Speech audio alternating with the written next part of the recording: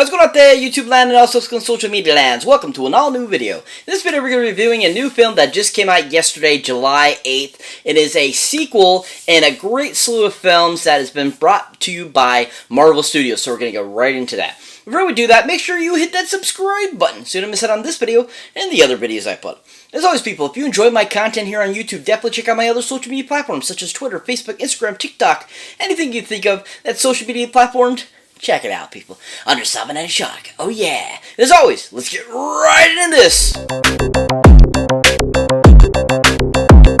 So welcome one and all to an all-new video. So like I was saying before, we're going to be doing a movie review on a all-new sequel that just came out yesterday, July 8th, into theaters, and is from the great Marvel Studios, and is an amazing sequel and already a great trilogy of films. And that happens to be the film known as... Wait for it. Wait for it. Wait, an Odin's son? Wait. Ready? Thor, Love and Thunder. Yeah. Thor, Love and Thunder. Yeah. So Thor, Love and Thunder is the newest release from Marvel Studios and the fourth film in the Amazing Thor series.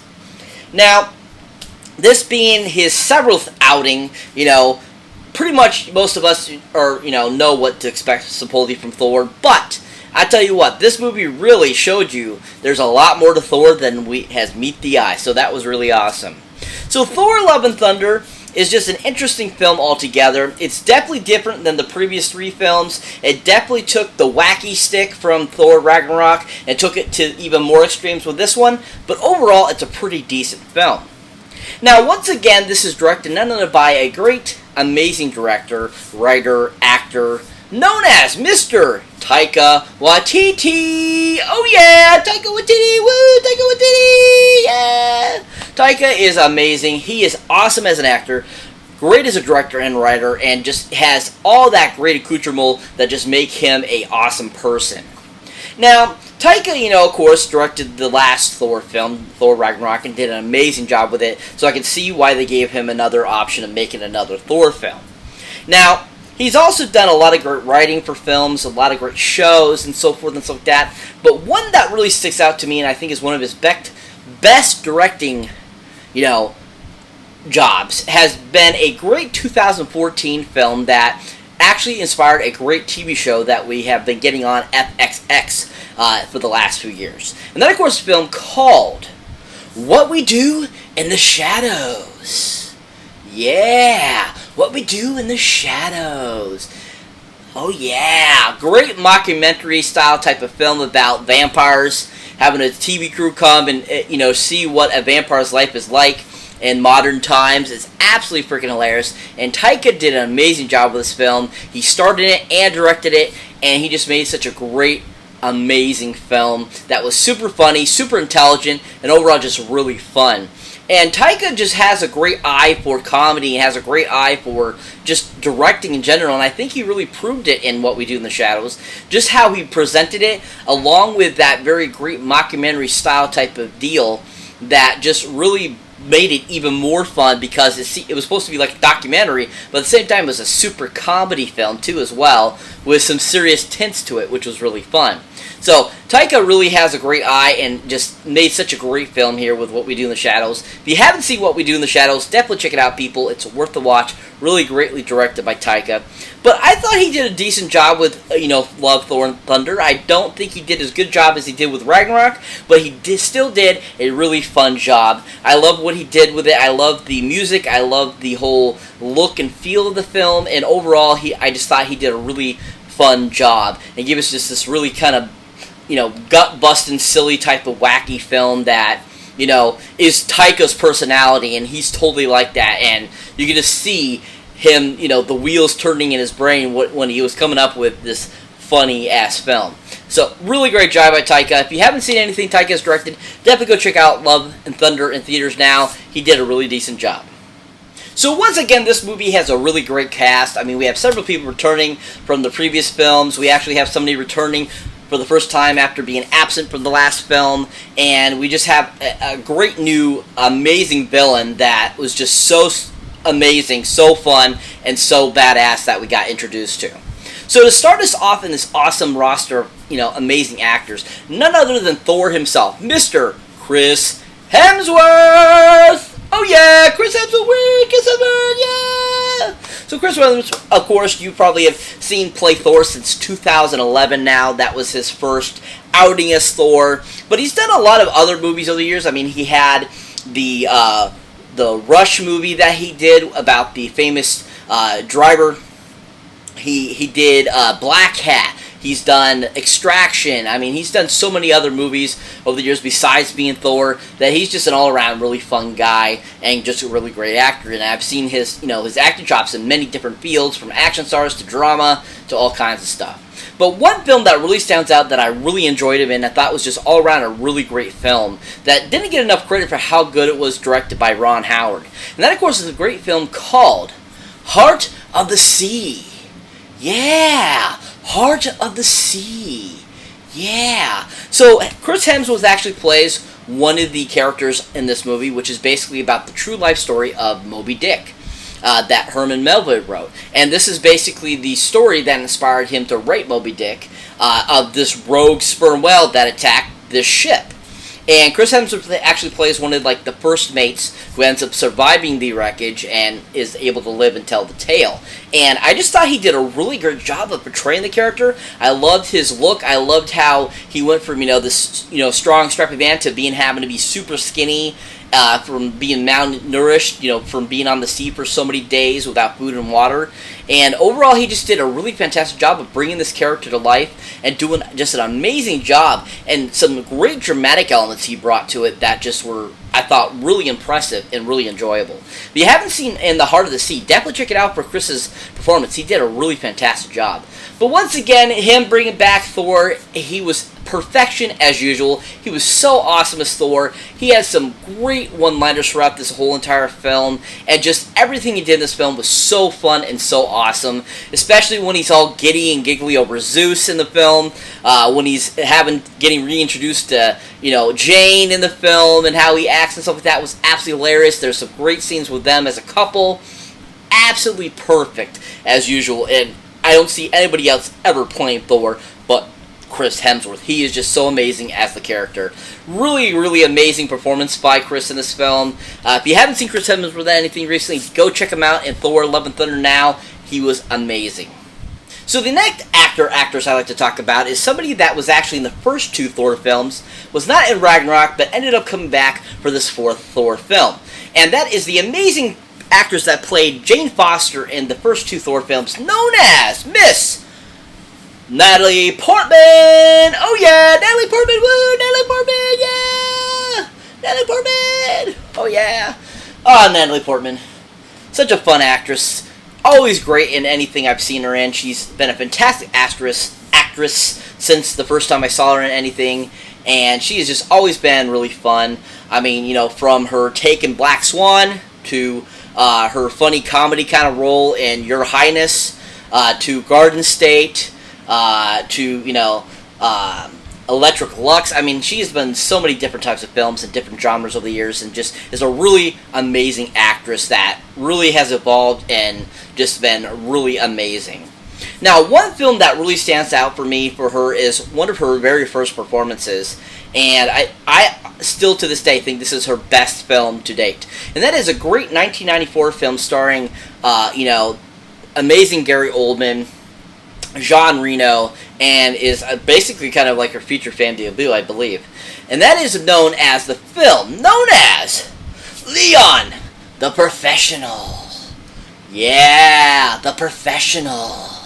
Yeah, oh my god. She was freaking amazing, this film. The depth and the dramatization and her whole character, she just pulled to the T in this film. And you really felt that she was this, girl that wanted to know what it was like to be kind of an assassin, to learn these things from John Reno's character. At the same time, to lose her family and all this kind of stuff. She just brought such realness to this characterization. It was just phenomenal.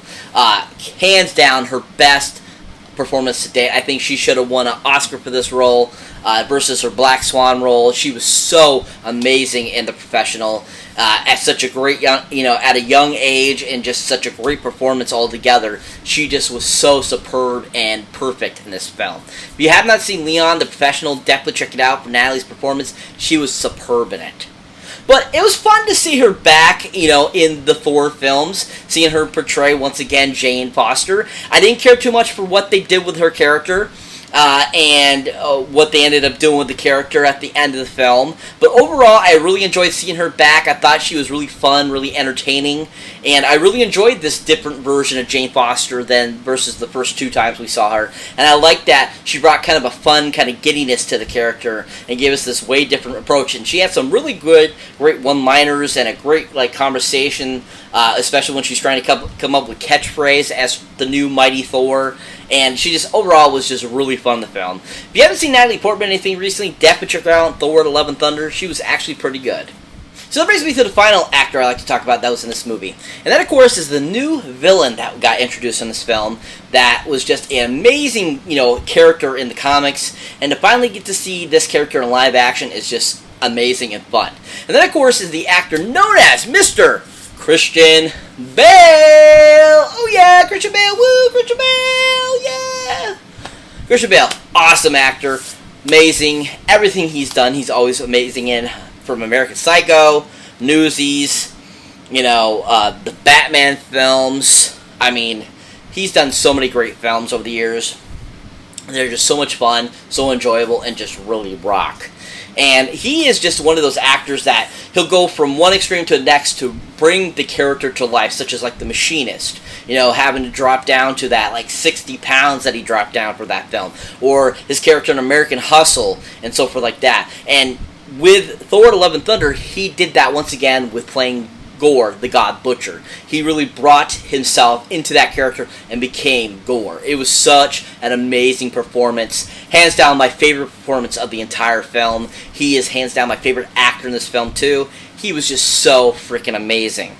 Now, another film I really enjoyed him in, I think, is one of his second kind of films that really kind of got him going as a big name. And he just, was really amazing in it. And it's a great Disney movie that came out in the early 90s called Newsies. Oh, yeah. Newsies. Yeah. A lot of people don't talk too much about this film because he was younger. I mean, he was 18, I think, at the time when he made it. Or, yeah, close to, 18. And 17, 18. And he was just so amazing in the film, and he looked so perfect in that time frame, in history, and he sang so beautifully, and he acted in and danced in. The choreography he did was just so amazing, and just showed how much talent he has, and he just is a really fantastic actor, and I just think this is a great gem that anybody that's a Christian Bale fan should definitely check out. If you have not seen Newsies, definitely check out Christian Bale in it. He was so superb. But like I said, I can't say anything bad about his Gorr performance. He was perfection in this film. He was so awesome. I know there's probably some different liberties Disney and Marvel took with the character of Gorr. I'm not too familiar with him in the comics, but what they did for the film I thought was really fantastic, really well done, and Christian's performance was just on point. And some of the scenes where he's talking and he changes and alters his voice was on point and so good and just really enjoyable and fun. If you have not seen Christian Bale anything recently, definitely check him out as Gorr in Thor: Love and Thunder. He was absolute perfection in this film. Now, to give some honorable mentions, of course, to some other great people that were in this film, of course, there was the amazing Tessa Thompson as Valkyrie. We had a great cameo from, Eric, the character, Mr. The amazing, awesome Skarsgård. We had Darcy pop up, Miss Kat Dennings popping up in this movie. We had some great, just all-around great people popping up in this film. Of course, the Guardians of the Galaxy was so fun to see in the film, too, as well. Even though it wasn't a huge part, they still had a nice little montage of them throughout the first, entrance of the film that was so enjoyable and so much fun. Great casting, great people involved with this film that just did a really good job. Just wanted to throw out those awesome peoples some credit because they're just so awesome too. So what is Thor: Love and Thunder about? Basically, the premise of this film is Thor ends up finding out that there's a guy named Gore the God Butcher going around slaughtering all the gods, and that he wants to destroy all the gods, and which includes Thor himself, and that it's up to him to basically, get his ragtag tag team together and to stop this guy from destroying all the gods. And that's pretty much what the majority of the film is about, where you get a little bit of history of the new mighty Thor. We get introduced to that and a little history about that. We get more history about Jane and Thor's relationship. We get all kinds of cool things throughout this whole entire film that were just so much fun. But there are some great scenes in this film that I just absolutely enjoyed. The screaming goats are absolutely freaking hilarious in this film. I absolutely loved them. They are just so much fun, and I think just perfect, and added some great comedy elements to this film. Then any scene that Christian Bale was in as Gore was on point too as well. His whole look, his whole demeanor, the shadow realm, and just his shadow creature and stuff were so cool looking, and he just looked so evil and so perfect as, the God Butcher, and it looked so cool. There was one scene where it shows him and he's putting the sword into the shadow realm place, and all of a sudden, also in the scene, it shows all of a sudden lightning go all across the this planet moon thing, and that was really cool too. That looked really amazing, and it was part of a really great scene. Then we had some great other montage. The whole montage with the Guardians of the Galaxy is so much fun. There's a scene where it shows Kraglin trying to use the arrow that Yondu had, and he goes up his nose, which was really funny.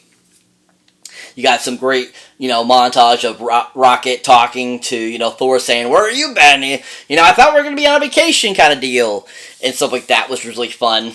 The whole scene where it shows Thor fighting those owl creatures was absolutely hilarious, especially when he does the splits and stops the two ships. Absolutely hilarious. You got some great scenes later on. It shows Jane in full Thor garb coming flying down and landing, and lightning and stuff like that was really cool. But there was just so much great scenes to this film. I mean, seeing the kids being imbued with Thor's power was really awesome. You had some scenes where they showed, the Zeus realm where all the gods were gathering in the elemental place that I forget what they called it, but where Zeus and stuff like that, and Thor gets his clothes flicked off was absolutely hilarious too. I mean, so many great scenes in this film. You can't get enough of it. I've already seen it twice now in theaters. I thought it was so fantastic and so fun. I really enjoyed it, and I can't get enough of it. Hopefully I'll get to see it again soon, because I can't wait for it to come on Disney Plus and onto Blu-ray 4K and stuff like that. I can't wait to add it to my collection. It just overall was a really fantastically done film. I give this one 7 out of 10 Golden Movie Boxes up, because there are a couple things in it that really I didn't care for and I thought they could have done without, and that's why I'm giving it 7 out of 10. You will see I'm not going to give any spoilers away. The only thing I will say is there are 2 post-credit scenes, so please stick around at the end of the film to check those out. That are really fun. And overall, this movie was just so fantastically done. I really enjoyed it, and I can't wait to see more of Thor, because Thor is the bomb. Anyways, that is it. That is what the review is about, people. Oh, yeah. I think. Nothing else, right? I don't think. Yeah. Really fantastically done. Definitely go check it out in theaters now. So that's it for this review, guys. As always, thank you for watching. Thank you for liking. Also, thank you for subscribing. And if this is your first time here, or you have been here before, don't forget to check out any older newer videos you might not have seen on yet. As always, people, if you want to show support for the channel, definitely check out my links down below. Either from my Patreon page, where my subscribers get all kinds of cool accoutrements, such as outtakes, bloopers, all kinds of stuff like that, says and what I do next, and suggestions, and all that kind of cool stuff. So definitely check that out. And as always, people, if you're a huge horror fan, definitely check out the Horror Pack link, where you get great horror films right to your door every month for a great low price. So definitely check that out. As always, people, catch you in the next one!